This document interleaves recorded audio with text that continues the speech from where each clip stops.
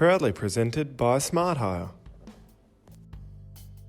A pedestrian saw can be dampened by either the water hose or a mounted water tank which is filled from the top.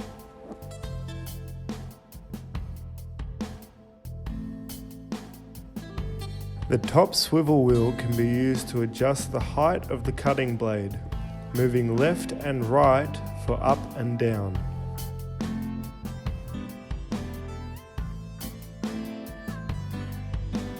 The right angle adjustable bar is used as a guideline for cutting.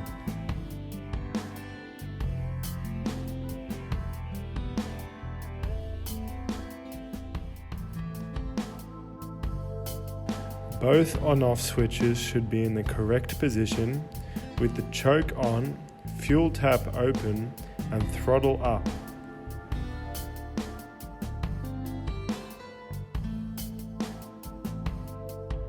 Then yank the pull cord in order to start the machine.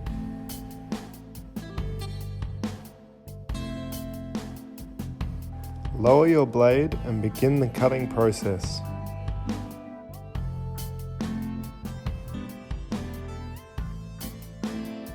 Finally, turn the machine off and close the water valve to stop the flow.